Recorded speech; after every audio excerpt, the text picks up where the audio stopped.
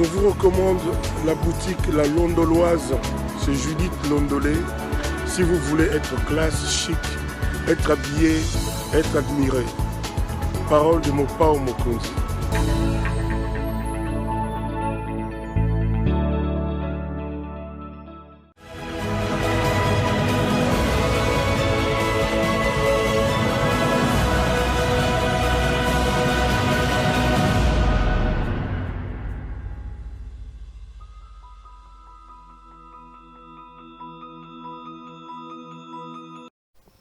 Madame, Messieurs, bonjour et bienvenue à ce nouveau numéro de l'émission Décrit Info, ce magazine d'analyse d'actualité politique, sociale, économique et même juridique qu'on a lancé ici chez nous à CPL Télévision. Des questions importantes qui retiennent l'actualité dans plusieurs domaines sont mises sur la table et nous tentons de les décortiquer en leur donnant un sens, une forme et selon nous. C'est d'ailleurs pour ça que chaque matin, quand je commence cette émission, j'ai seulement l'habitude de dire que le Décrit Info, c'est tout simplement le tempo de l'actu selon notre feeling. Ça veut dire notre manière à nous de voir les choses, notre manière à nous de les ressentir et notre manière à nous de les exprimer. C'est un magazine d'opinion. Ici, M. CPL, M. Claude Péroulouara vient donner son point de vue par rapport à une question donnée de la société. Je l'ai fait et je suppose que nous sommes dans un pays de démocratie. Et la démocratie est entre autres assise sur la liberté d'opinion et la liberté d'expression. Ces deux éléments-là sont comme des thermomètres qui démontrent que nous sommes dans une situation de démocratie parce que ceux qui gouvernent acceptent d'être critiqués, acceptent d'être sur la rampe des critiques, acceptent de s'exposer aux remarques de ceux pour qui ils sont appelés à gérer la société. Je suis quand même désolé, malheureusement, de constater que malgré que l'UDPS vantait être un parti de démocratie, l'UDPS qui était dans l'opposition, qui s'est battu plus de 30 ans pour l'avènement d'un état de droit, d'un état de démocratie, l'UDPS est arrivé aujourd'hui au pouvoir avec Félix Tshisekedi. On sent que l'intolérance prend de plus en plus de l'ampleur. On sent que les insultes sont rentrés dans les débats politiques, des gens se présentant comme des communicateurs personnels de Félix Tshisekedi, des gens se présentant comme des communicateurs de l'UDPS, des combattants de l'UDPS dans leur histoire de Parlement debout. Ils s'exercent, ou plutôt ils sont passés maîtres dans l'art d'insulter les gens et même de manquer du respect aux femmes.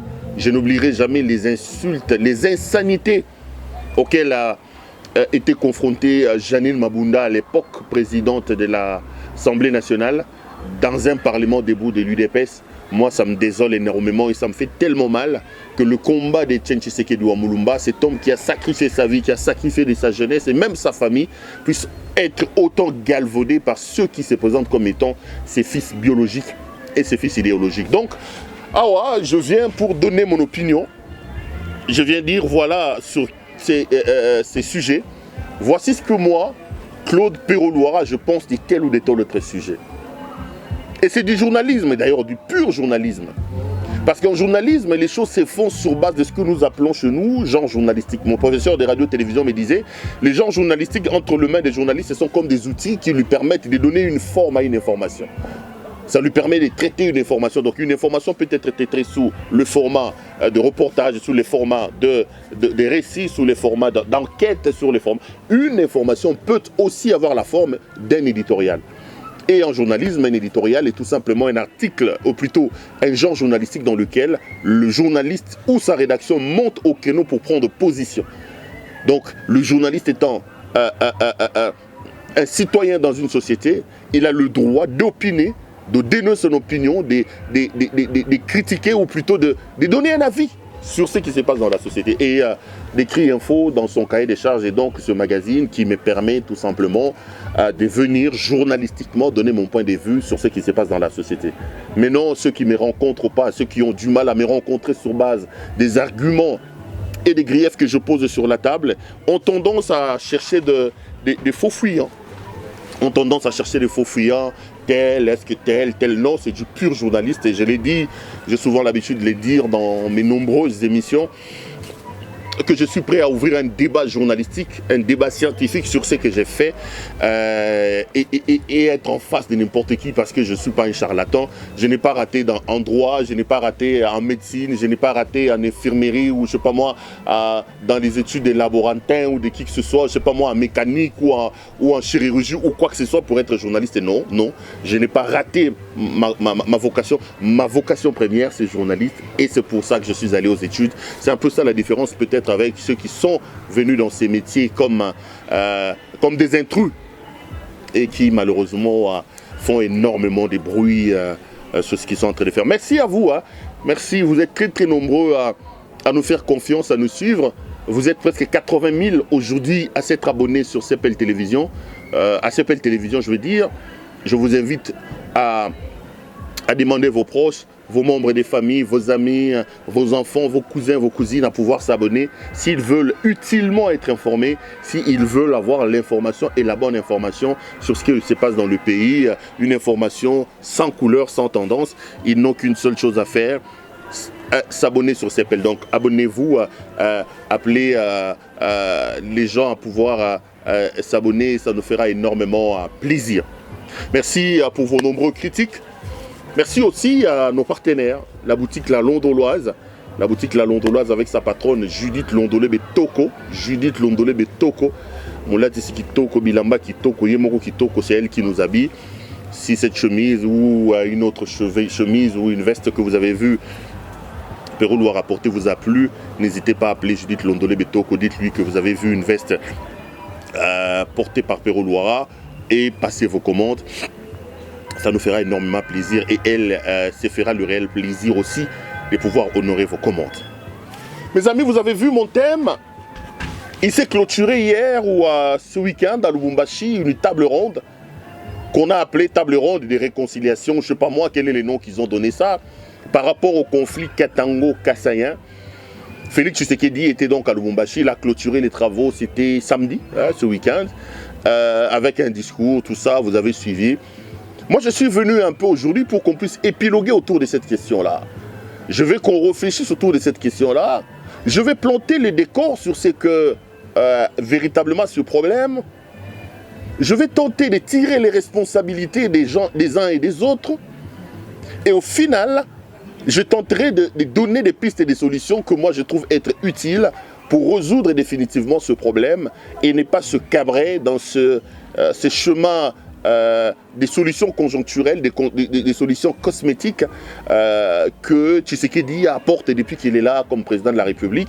Et je me rends également compte que lorsque vous scrutez ce qui s'est passé dans le Katanga, il est resté dans sa logique de gérer la République avec des solutions conjoncturelles, des solutions cosmétiques, des solutions populistes, sans pour autant rentrer dans des solutions structurelles, sans pour autant rentrer dans le fond des questions, les étudier comme il le faut, et apporter des solutions qu'il faille à des questions importantes qui touchent à la vie et à la survie de la nation. Donc, on va parler de ça. Mais vous connaissez bien le principe de cette émission.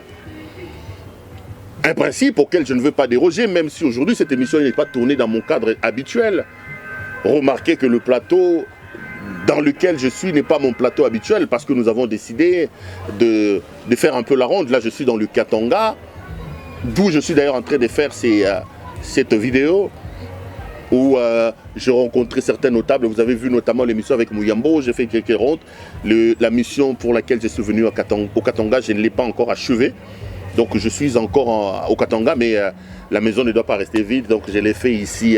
Demain, je serai peut-être dans le Kassai. Après, demain, je serai à gauche et à droite. Donc le principe, c'est que nous commençons ces émissions toujours avec la situation sécuritaire dans l'Est de la République démocratique du Congo. J'avais pris un engagement solennel devant vous tous, mes téléspectateurs, mes internautes. Je vous ai dit, les amis, souffrez que tous ces éditos commencent toujours par un clin d'œil à la situation sécuritaire dans l'Est de la République.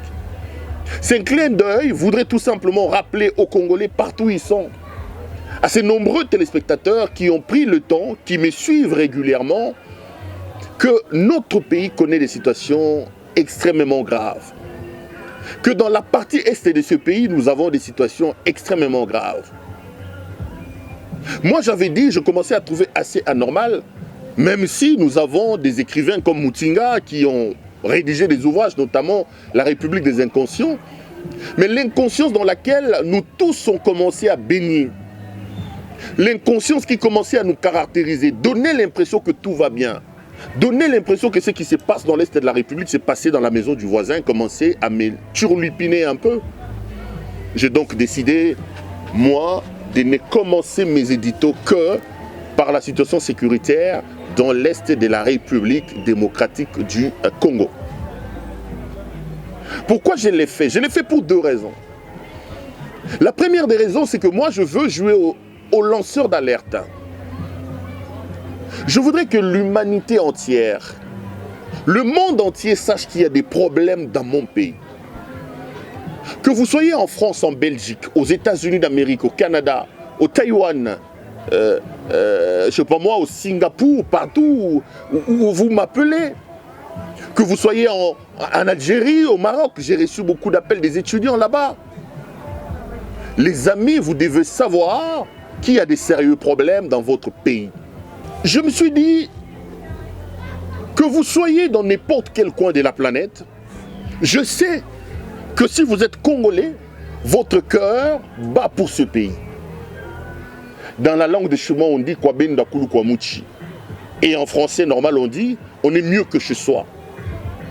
Je sais que vous pensez énormément à votre pays. Et moi, je commence mes émissions toujours par rapport à la situation dans l'Est pour alerter l'opinion nationale et internationale. Dire à l'humanité tout entière que ça brûle dans l'Est de mon pays. Au moment où je tourne cette émission, les amis, il y a des filles de 2 ans, il y a des filles de 5 ans. Le docteur Mukwege raconte une histoire qu'il a déjà vu une fille, une fillette de 6 mois être violée. Une fillette de 6 mois être violée. Il y a une famille tout entière qui est en train de courir vers la brousse parce que la situation elle est tellement catastrophique. On ne peut pas laisser cette situation indéfiniment comme ça. Mangez les McDo comme vous voulez les amis, mais sachez que dans votre pays il y a des situations très compliquées. Ça brûle dans l'Est de la République, ça tue dans l'Est de la République, ça massacre dans l'Est de la République. Et cette compassion-là doit animer Congolais partout où ils sont. Moi j'ai toujours dit, le Congo doit être pris comme un corps. Dans un corps, il n'y a pas les parties les plus importantes ou les parties les moins importantes. Toutes les parties d'un corps sont importantes. Quand la tête ne va pas, la tête, le corps aussi. Quand le pied ne va pas, partout, ça ne va pas. Et le Congo doit être pris comme un corps. Le Congo est le seul bien en commun que nous avons. C'est l'héritage commun que nous avons pris de nos aïeux, de nos parents. Nous, comme peuple, comme citoyens, nous avons la responsabilité de protéger ce pays, de le fructifier et de le céder mieux que ce que nous avons hérité de nos parents à nos enfants. Congolais, pensez à votre pays. Congolais, pensez à votre pays. On tue chez nous. Tshisekedi arrive au pouvoir, les amis. Il pose un postulat sur la réussite de son pouvoir. Il dit, si je n'arrive pas à ramener la paix et la sécurité dans l'Est de la République, j'ai échoué mon mandat. Tshisekedi, comme il a l'habitude de faire des promesses, monsieur promesse, il a dit qu'il est prêt à donner de sa vie pour l'Est de la République. Mais 4 ans pratiquement après son arrivée au pouvoir, triste de constater que le président Tshisekedi est lamentablement en train d'échouer par rapport à l'Est de la République. Et comme ils sont faciles, assez irréfléchis dans les arguments qu'ils apportent, ils vont vous sortir ici. Cette guerre, ce n'est pas une guerre de Tshisekedi. Kabila a été là depuis 18 ans, 600 ans. Comme si Tshisekedi, en demandant le suffrage universel aux Congolais, il ne savait pas qu'il y avait des situations d'insécurité. Mais quand Tshisekedi est venu postuler, il postulait sur base d'une connaissance de la situation dans le pays. Il postulait sur base des promesses. Quand on veut devenir président de la République d'un pays, on fait l'analyse de la situation et on dit donnez-moi les suffrages, moi je peux arranger. Aujourd'hui, ils ne veulent pas qu'on leur tienne rigueur. Et aujourd'hui, ils ne veulent pas porter la responsabilité. Ils se cabrent dans cette histoire. Est-ce qu'il peut arranger en 3 ans, en 4 ans ce que Kabila a détruit dans 18 ans? Comme c'est bête comme argument. Comme c'est bête. Moi j'attends que les gens disent oui, Kabila a détruit le pays pendant 18 ans, mais ça fait 4 ans que nous sommes là. Par rapport à cette destruction, nous avons quand même amorcé l'amélioration. Non, ils se cabrent sur cette affaire alors qu'ils sont en train de faire pire dans certains domaines que Kabila. Tshisekedi va lancer de manière irréfléchie son état de siège. Un peu depuis qu'il est là, comme il est passé maître à des politiques fondées sur aucune réflexion sérieuse. J'en parlerai parce qu'après c'est décrit ici, je crois que les décrits de demain, je vais aborder les notions de la sécurité avec l'adhésion de la République démocratique du Congo à la communauté des États de l'Est Afrique. Tshisekedi a lancé un état de siège qui pose des sérieux problèmes aujourd'hui. Les Congolais, là où il y a les états de siège, réclament la fin de cet état de siège. Il a bombardé des militaires à la tête des provinces et ces militaires sont aujourd'hui devenus des vrais commerçants. Ils oublient la mission première pour laquelle ils ont été envoyés et Tshisekedi fait semblant de ne rien regarder. La situation est beaucoup plus dramatique à l'heure où nous parlons qu'avant que Tshisekedi lance son état de siège de manière irréfléchie. Et il ne s'arrête pas là, les amis. Il va ouvrir nos frontières pour que les Ougandais rentrent dans notre pays. Tshisekedi ne vous dit pas quel est le nombre total des Ougandais qui sont chez nous. Tshisekedi ne nous dit pas la géolocalisation de ces Ougandais. Ils sont dans quel coin de la République pour faire quoi? Tshisekedi ne vous dit pas le gain que les Ougandais vont gagner chez nous. Et par-dessus tout, Tshisekedi ne vous dit pas pour combien de temps les Ougandais sont là. Non, il a ouvert comme ça, gratuitement, les frontières de la République démocratique du Congo et nous avons sur notre sol l'armée ougandaise dont on ne connaît ni les effectifs, ni les objectifs, ni le délai. On ne connaît absolument rien. Ils ne veulent pas qu'on leur pose la question. Sur la question de l'insécurité dans l'Est de la République, Tshisekedi est lamentablement en train d'échouer. Si je m'en tiens à ça, Tshisekedi a dit que s'il ne ramène pas la paix et la sécurité dans l'Est de la République, il va considérer son mandat comme un échec. L'échec de Tshisekedi est donc un mandat parce qu'il n'y a pas la paix dans l'Est de la République. D'ailleurs, j'évoquerai d'autres éléments à l'intérieur de l'émission. Vous allez vous apercevoir que ce régime est un régime qui a totalement échoué. Donc je lance ici une alerte pour vous dire, partout où vous êtes, réfléchissez sur l'Est de votre pays. Deuxièmement, j'ai fait ces choses pour justement exprimer mon soutien et ma solidarité à nos compatriotes de l'Est de la République. Chez nous, on dit ceux-là sont en train de souffrir, ils ont besoin de nous. Compatriotes de l'Est de la République, de l'Ituri, du Nord Kivu, du Sud Kivu, partout il y a des escarmouches, il y a de l'insécurité.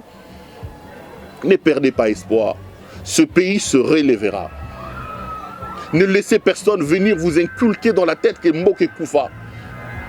Ne laissez personne vous dire que c'est terminé pour ce pays. Et l'équimoune n'est pas Tekango Tokabolango. Quand votre propre président de la République vient vous dire Mbokango c'est Koufa, mais monsieur le président, vous avez été élu pour ressusciter ceux qui étaient morts. Mbokango est Koufa, mais vous-même vous venez, vous construisez des maisons. Mboke Koufa, vous-même vous devenez des millionnaires.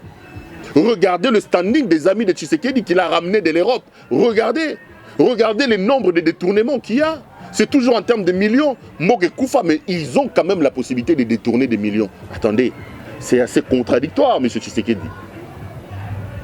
Donc restez courageux, continuez à croire à l'avenir de ce pays. Le pays a des problèmes, ça je le reconnais. Le pays a des problèmes, ça je l'avoue.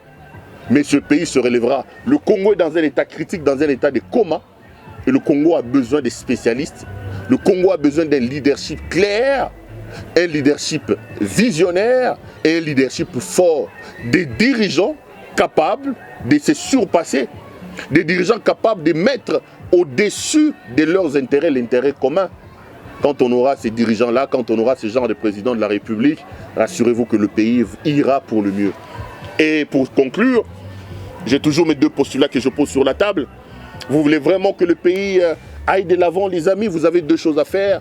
La première, c'est que nous devons nous organiser pour avoir une armée professionnelle, une armée républicaine, une armée équipée. Arrêtons de condamner le Rwanda, l'Ouganda. Entre les États, il n'y a pas des amitiés, il n'y a que des intérêts.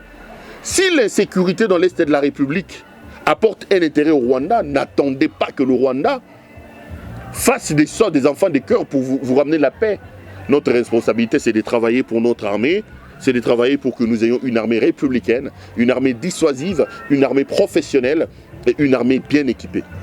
Et deuxièmement, nous devons être capables d'identifier la menace. Pour moi, identifier la menace, c'est identifier les tireurs de ficelles. Il y en a qui font les business de cette guerre, il faut les identifier, il faut les traquer, il faut les punir.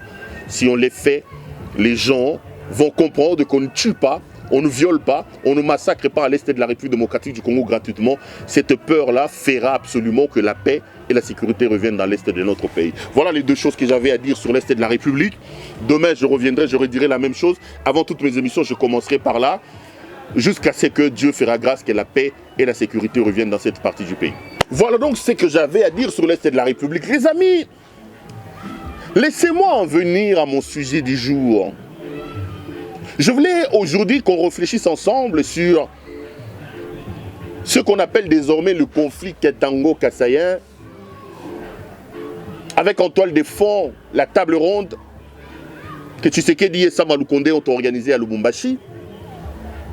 Je donnerai mon point de vue sur cette table ronde-là. Je vais vous dire, je l'ai dit au départ, que je vais d'abord planter les décors de la situation. Qu'en est-il exactement? Je vais essayer de tirer les responsabilités des uns et des autres. Et après, je vais essayer d'épiloguer sur les pistes et des solutions, à mon sens, que nous devons adopter pour essayer de résoudre définitivement ce problème qui, je reste convaincu, si il n'est pas pris au sérieux, risque de faire énormément de dégâts. On a vu les uns et les autres parler à gauche et à droite. Et sur cette affaire, aujourd'hui, il y a quand même une cristallisation de l'affaire Katango-Kassaïenne. Ce sont les propos de Mme Munongo, Dominique Munongo. Elle est passée chez ma consoeur très valable, Paulette Kimuntu. Et chez Paulette Kimuntu, qui fait très bien son travail, malgré qu'elle est aujourd'hui la cible des intolérants de l'UDPS. Paulette, je te salue et je t'appelle au courage. Ce ne sont pas les barbares qui se retrouvent au pouvoir aujourd'hui ou qui soutiennent ces pouvoirs qui doivent faire taire les gens. Non. C'est pour faire ce que Colette est en train de faire, c'est pour dire les choses comme on les sent et comme on l'entend, que Etienne Tshisekedi de Mulumba s'est battu. C'est kamikazes, c'est kamikazes qui s'autoproclament aujourd'hui les Tshisekedistes alors que dans le fond ils ne les sont pas. Je ferai une émission d'ailleurs là-dessus. Ne doivent pas amener les gens à avoir peur, à changer les convictions et à refuser de parler parce que eux, ils pensent que l'intolérance, c'est le mode des débats politiques en République démocratique du Congo. Madame Munongo est passée chez Paulette Kimuntu. Elle a dit qu'aujourd'hui le Katanga est envahi, qu'elle ne comprenait pas que les Kassaïens puissent quitter chez eux pour venir chez autrui. Et elle a aussi évoqué le fait que les envahisseurs, entre guillemets, donc les Kassaïens, ne respectent pas les us et coutumes des autochtones, donc des Katangais. Elle a donné un exemple en disant que les Kassaïens prennent les chiens alors que le Katangais a sa culture, il l'amène devant la place du 30 juin ou la place Tchombe, je ne sais pas moi, ils la battent et ils commencent à manger les chiens en public. Ça heurtait les consciences des Katangais. Voilà en gros la situation. Voici ce que j'en pense d'abord. Premièrement, vous devez savoir que selon la Constitution de la République démocratique du Congo, le Congolais a le droit de se retrouver ou de s'installer partout au Congo où il veut. Donc, dès le départ, je m'oppose aux propos tenus par Mme Munongo quand elle dit que les Kassaïens quittent chez eux pour venir chez nous au Katanga. Non, Mme Munongo. Constitutionnellement parlant, au Katanga, le Kassaïen est chez lui. À Kinshasa, le Katangais est chez lui. À Mbandaka, le Mukongo est chez lui. À Ituri, le Mungala est chez lui. La Constitution consacre donc la liberté de déplacement et d'installation des Congolais. Le Congo a une superficie de 2 345 410 km² de superficie. À l'intérieur de cette superficie-là, un Congolais est chez lui. C'est donc une analyse biaisée, des propos déplacés, que de dire que les Kassaïens quittent chez eux pour venir chez nous. Non, Mme Munongo. Ici, il s'agit d'une grave erreur. Au Katanga, le Kassaïen est chez lui. On ne peut pas dire d'un Kassaïen qui quitte le Kasaï pour venir à Lubumbashi qu'il a quitté chez lui pour venir au Lubumbashi, c'est son pays, Lubumbashi, c'est chez lui. Les choses doivent être claires là-dessus. Et sur ce point-là, je suis totalement en désaccord avec Mme Munongo. Elle ne peut pas dire qu'ils ont quitté chez eux pour venir chez nous. Mais je mets tout de suite une sorte de bémol. Je voudrais relativiser la rigidité de mes propos, de mon argumentaire quand j'évoque l'article de la Constitution qui autorise aux Congolais d'être partout.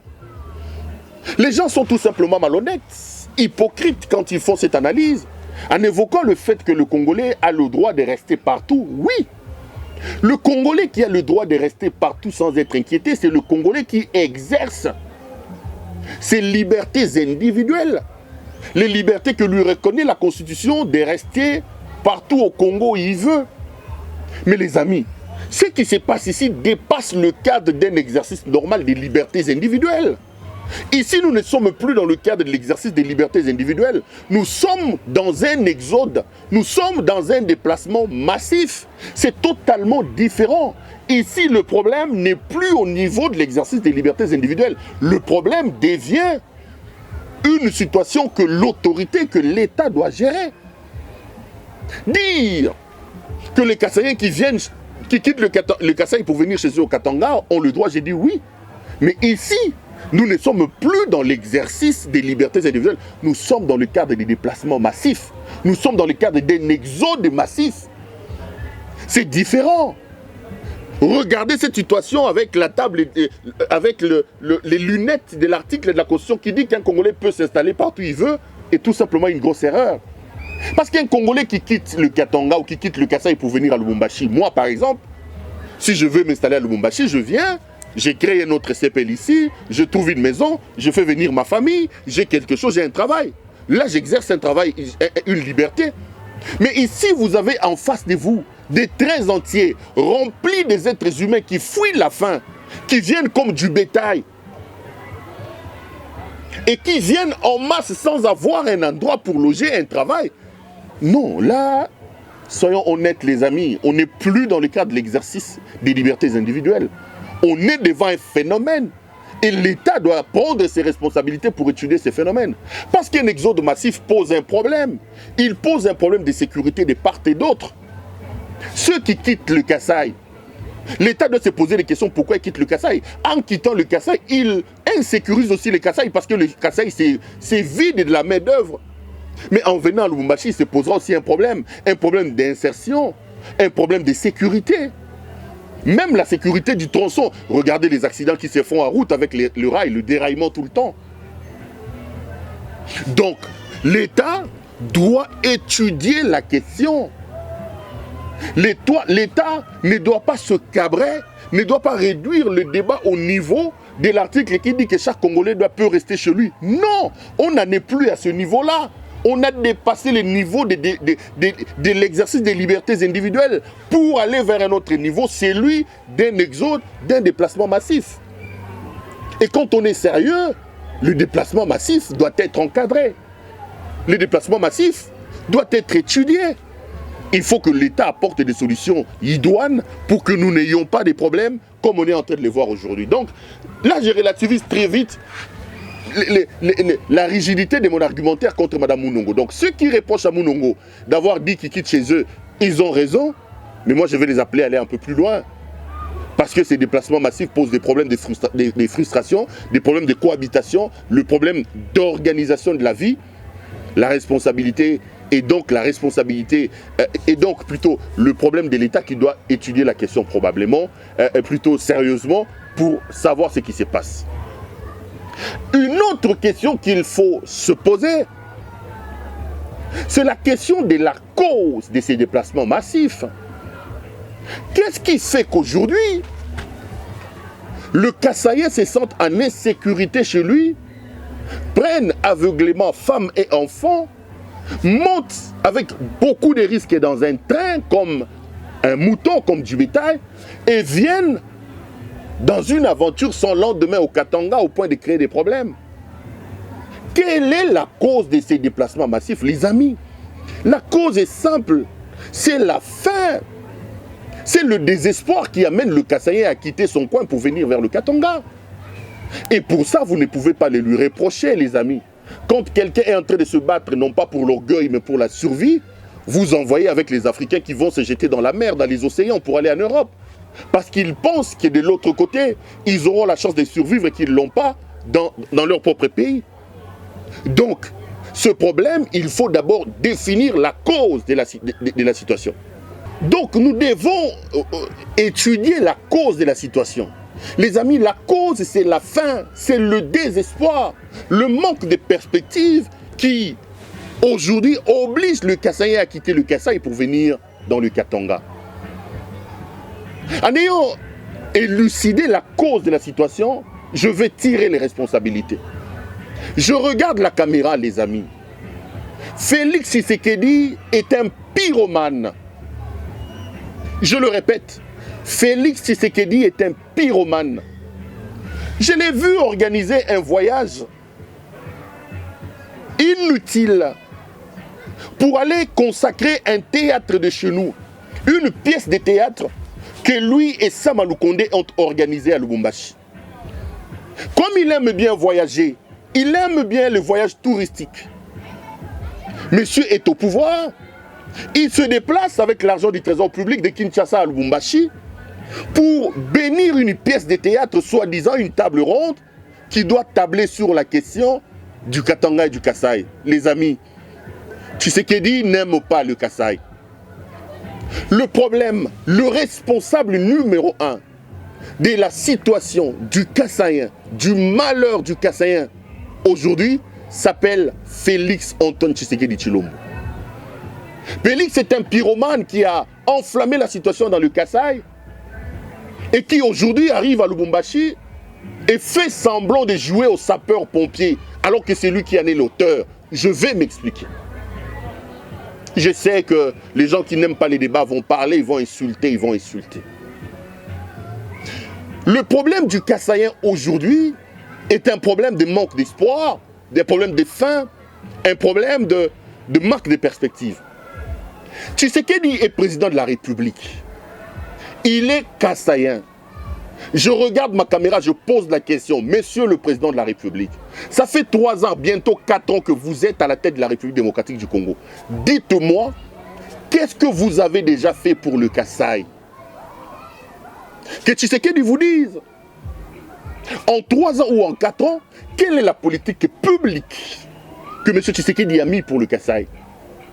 Quels sont les projets de développement que M. Tshisekedi a mis pour le Kasaï? Zéro. Je sais que ces affidés vont me dire, écoutez, Pero Tshisekedi, ce n'est pas un tribaliste, il n'est pas là seulement pour le Kasaï, c'est le président de la République démocratique du Congo. Messieurs, regardez-moi en face. Et le Kasaï n'est pas au Congo? Je ne dis pas que Tshisekedi doit arranger le Kasaï, non. Le Kasaï, c'est au Congo. Donc, fuir les débats en disant, Tshisekedi, vous voulez qu'il arrange le Kasaï pour que vous disiez de lui qu'il est président? Non.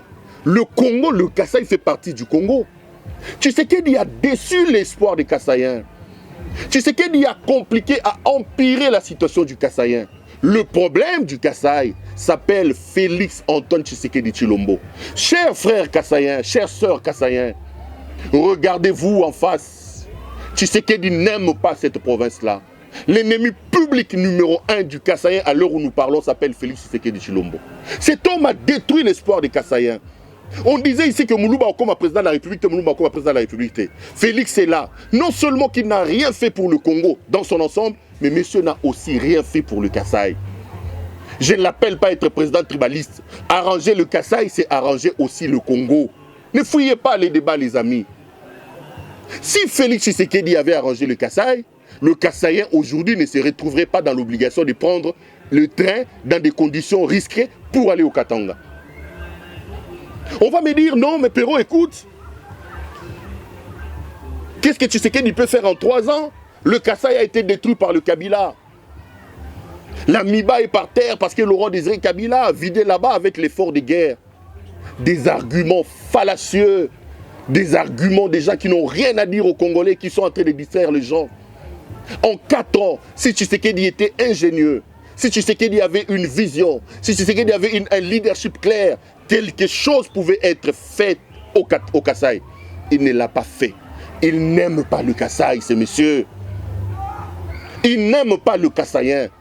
Chers Kassaïens, retenez ce que je vous dis. Si Tshisekedi quitte le pouvoir aujourd'hui, les Kassaïens n'auront plus la chance d'ouvrir leur bouche et parler.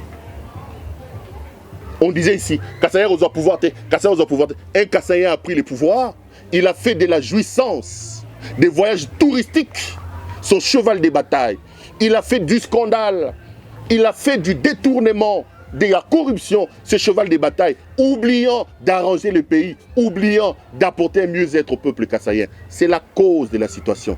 Et le responsable de cette cause-là, de ce problème-là, s'appelle Félix Antoine Tshisekedi Tshilombo.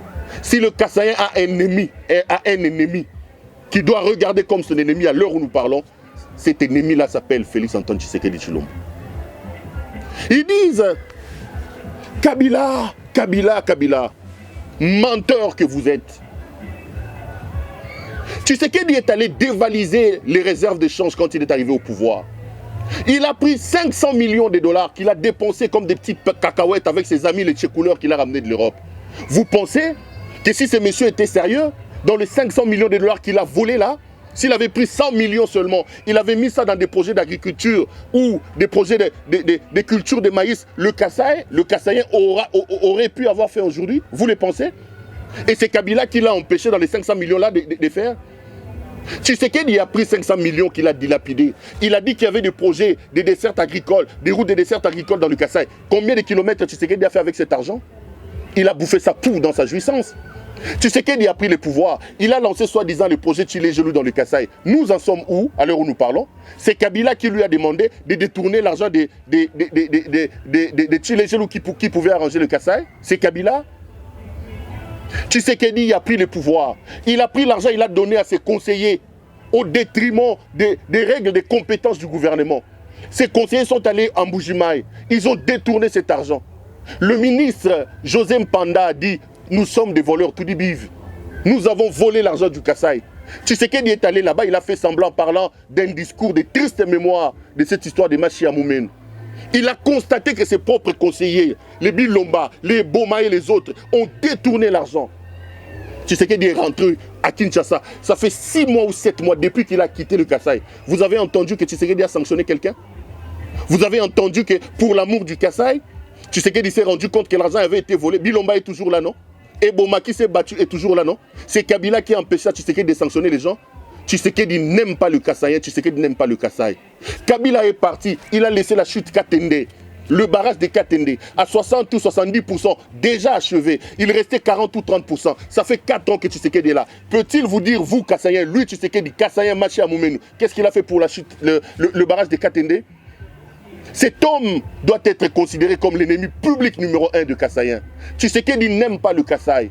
Tshisekedi n'aime pas le Kassaïen. Ça fait 4 ans qu'il est là. Et lui, à Mbujimaï, il a visité Mbujimaï combien de fois? Lui, président de la République, il n'a même pas une maison à Mbujimaï. Il n'a pas une maison à Mbujimaï. Son père est décédé ici, un notable Kassaïen.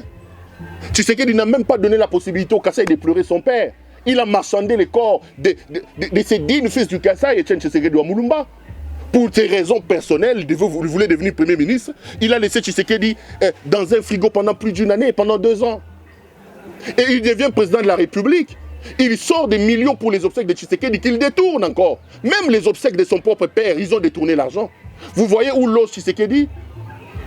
Le trésor public a sorti l'argent. Félix est allé jeter le corps de Tshisekedi dans un hangar. Vous voyez les mausolées de Tshisekedi à Mulumba? Un hangar.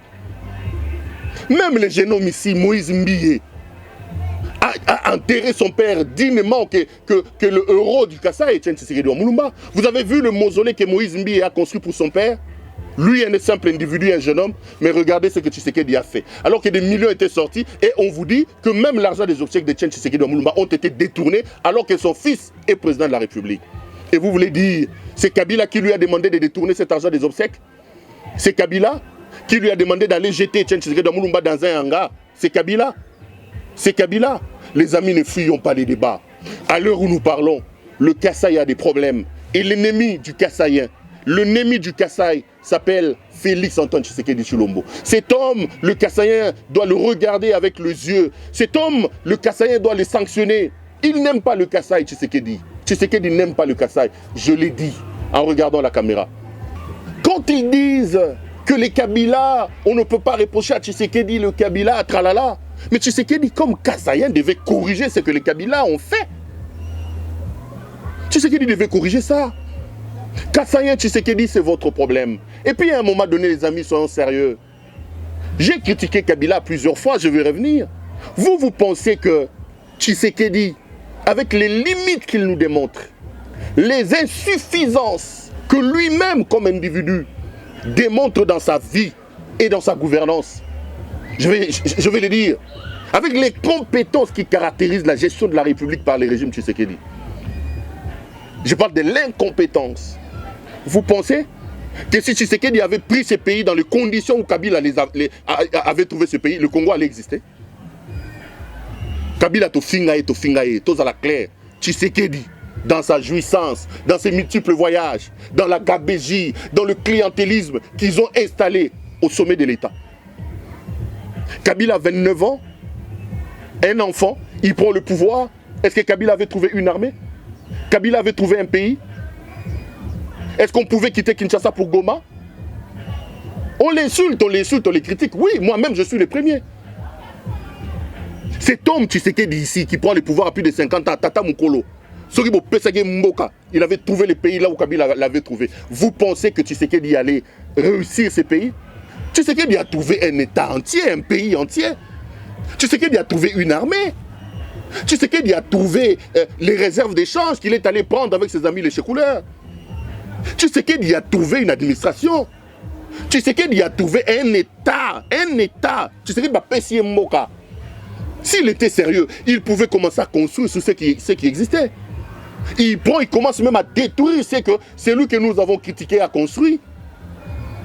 Et vous voulez faire porter tout sur les gens. Balobaboy, Mbokango Babomango depuis 18 ans. Balobaboy, Mbokango Bakoufango depuis 60 ans. Boyero Lukanini. Vous saviez que le pays était détruit. Vous saviez que Kabila avait détruit depuis 18 ans. Vous saviez que depuis 60 ans, Mboke Koufi. Boyero Lukanini. Pour acheter des montres de 350 000 $, Tshisekedi ne vous dit pas que ça fait 18 ans que Kabila a détruit le pays. Pour mettre des chaussures de 15 000 $, Tshisekedi ne vous dit pas que Mboke Koufa depuis 18 ans. Pour rouler avec des tricycles pour sa joie, Tshisekedi ne vous dit pas que Mboke Koufa depuis 18 ans. Mais quand on lui oppose sa responsabilité comme président de la République, on lui montre que le pays ne va pas bien, c'est à ce moment-là que vous vous souvenez que Tshisekedi a coûté Mboka Kabila Saboma. C'est tout simplement malhonnête, c'est être hypocrite. Mboka Baboma bozo yiba ba millions. Mboka Baboma bozo soma bandako ba château na poto. Les amis, je l'ai dit, je vais les répéter. J'assume ce que j'ai dit. Kabila, moi, Claude Perrault-Louara, je vous ai dit que Kabila était un mauvais président. Vous savez ce que je pense de Kabila. Je ne suis pas venu ici pour prêcher Kabila. Je ne me répands pas de ce que j'ai dit de Kabila. Je le maintiens. Mais si Kabila est mauvais président, celui qu'on a présenté comme Hippolyte Kanambe, le Rwandais, devait être remplacé par Tshisekedi. Regardons-nous en face. Disons la vérité. Si l'équivalent de Kabila c'est Tshisekedi, Kabila Limbi Sabiso. Je vous dis la vérité, Kabila Limbi Sabiso. Kabila était le démon, je l'ai dit. Nous l'avons chassé du pouvoir. Nous avons dit que son papa n'était pas son papa. Nous avons dit qu'il s'appelait Hippolyte Kanambe. Mais si Kabila le démon devait être chassé pour être remplacé par Tshisekedi, qui confond les caisses de l'État à sa propre poche.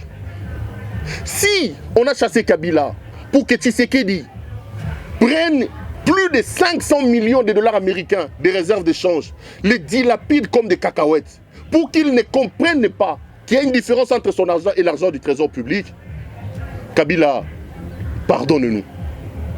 Si nous t'avons insulté, toi, Kabila, nous t'avons chassé, nous t'avons traité de démons, pour que Tshisekedi vende le pays au Rwanda comme il le fait. Aujourd'hui, notre or est raffiné par le Rwanda. Notre cuivre est raffiné par la Zambie. Paul Kagame est devenu l'ami et frère, l'ennemi public numéro 1. Kabila, si nous t'avons chassé pour vivre ça avec Tshisekedi, Kabila, s'il te plaît, pardonne-nous. Si toi, Kabila, nous t'avons chassé pour que Tshisekedi ouvre nos frontières à l'armée ougandaise comme ça se passe aujourd'hui, pour que Tshisekedi lance de manière irréfléchie l'état des sièges qui ne nous apporte aucun fruit, Kabila, s'il te plaît, pardonne-nous.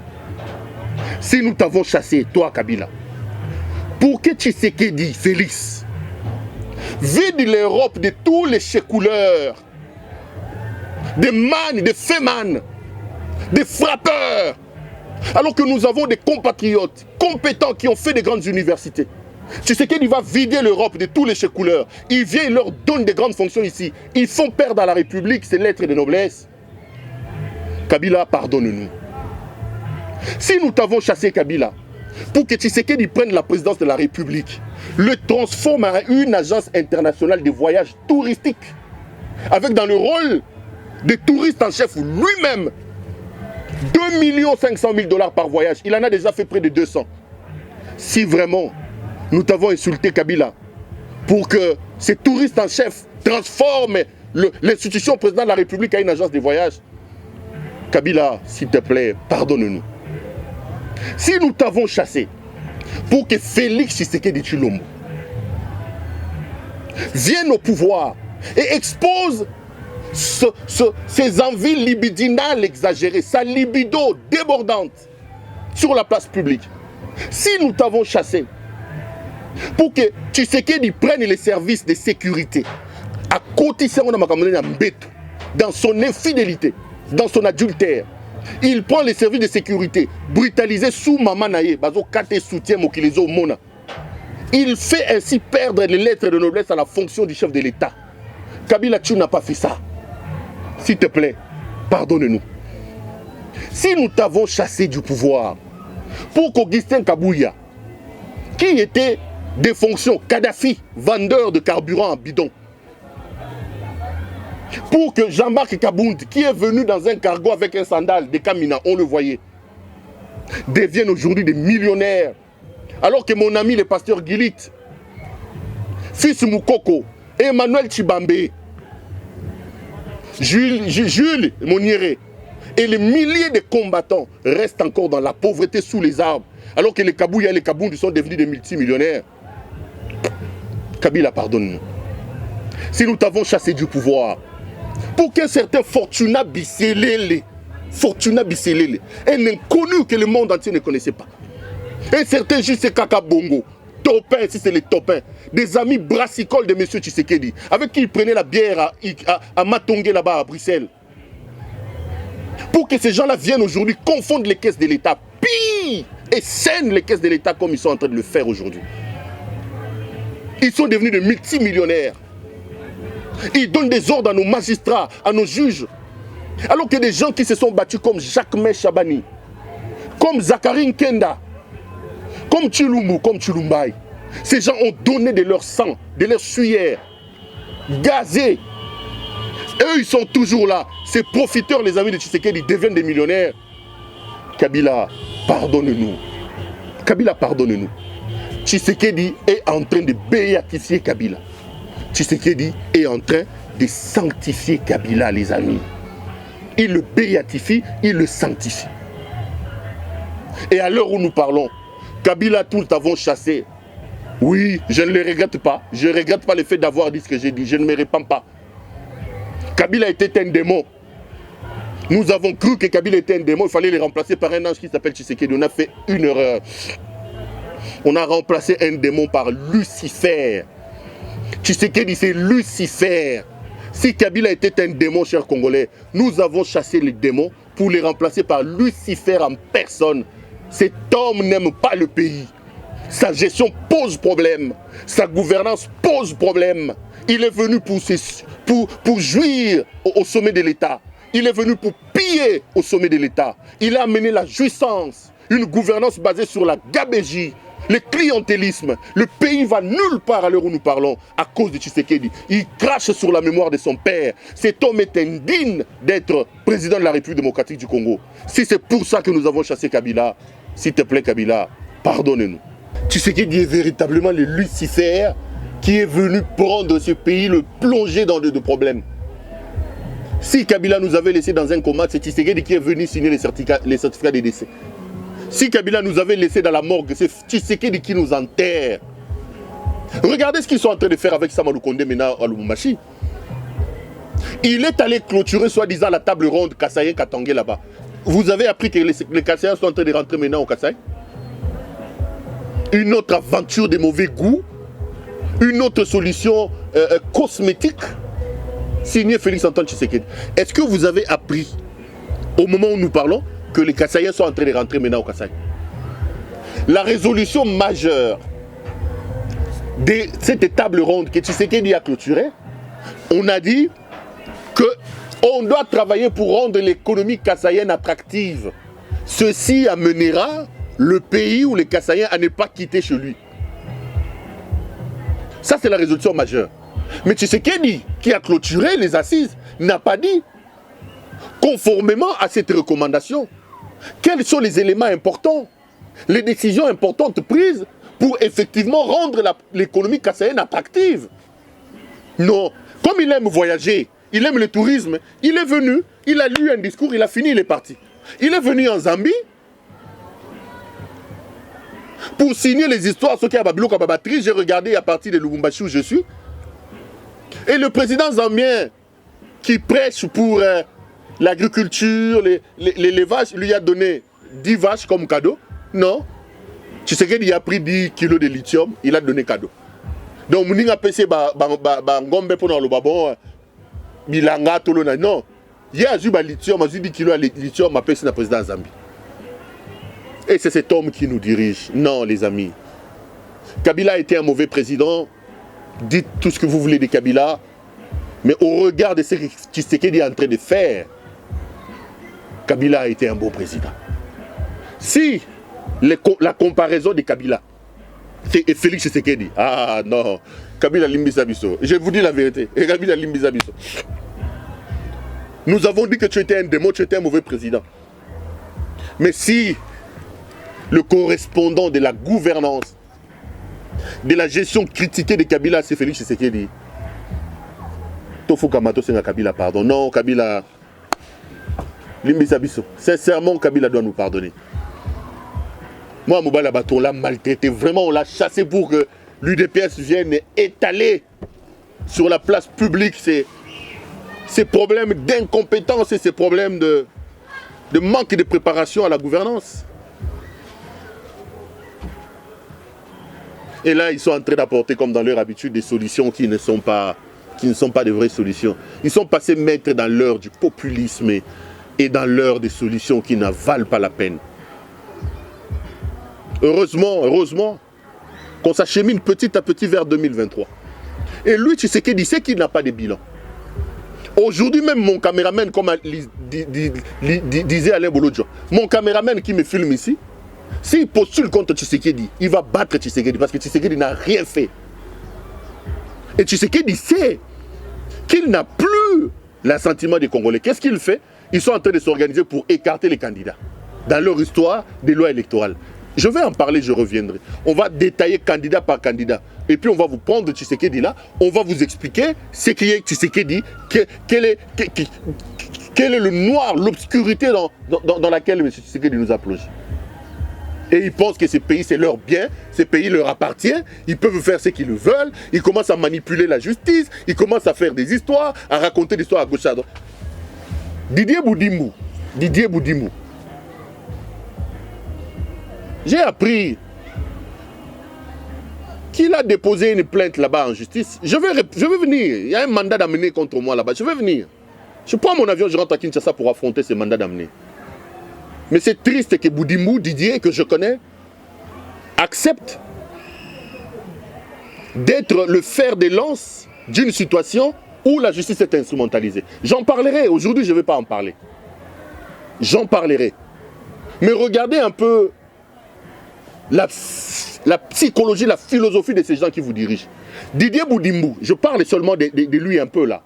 Je vais faire toute une émission sur Boudimou. Je vais vous expliquer Boudimou. Comment il est là, comment il est allé en Europe, ce qu'il a fait en Europe, qu'est-ce qu'il fait depuis qu'il est ministre. Parce que là, je sens quand même que ça commence à déborder un peu. Boudimou porte plainte contre des journalistes. Il est ministre de mon pays, majeur, père de famille, plusieurs fois, mari à plusieurs femmes. Mais il dit que ce n'est pas lui qui a porté plainte, c'est sa mère. Donc Boudimou ministre, il est ministre, il ne peut pas assumer une plainte, il vous dit, quand on lui pose la question, il dit c'est pas moi, c'est ma mère qui a porté plainte. Donc il est même incapable d'assumer une plainte devant la justice. Voilà la nature des gens qui nous dirigent. Il est incapable d'assumer une plainte devant la justice. Tala, Botika Bana tout tranquille. Hein? Je sais que c'est moi que vous cherchez. Laissez Peter Tiani et lui, France Kouzekissa, tranquille.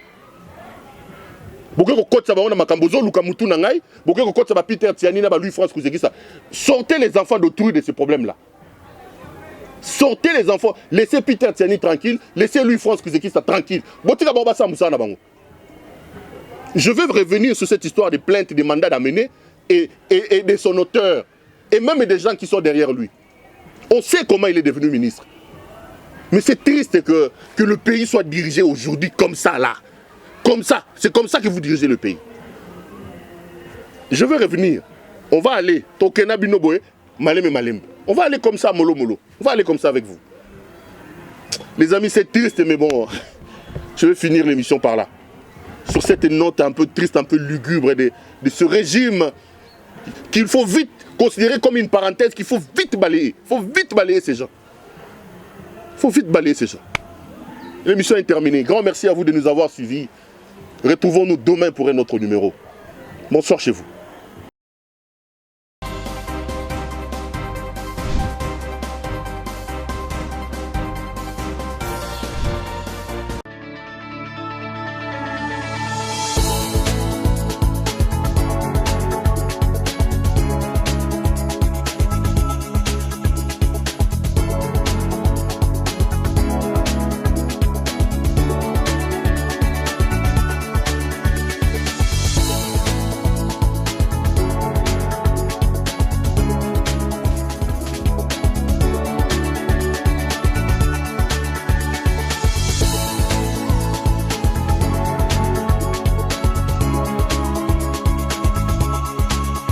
Je vous recommande la boutique La Londoloise, c'est Judith Londolé. Si vous voulez être classe, chic, être habillé, être admiré.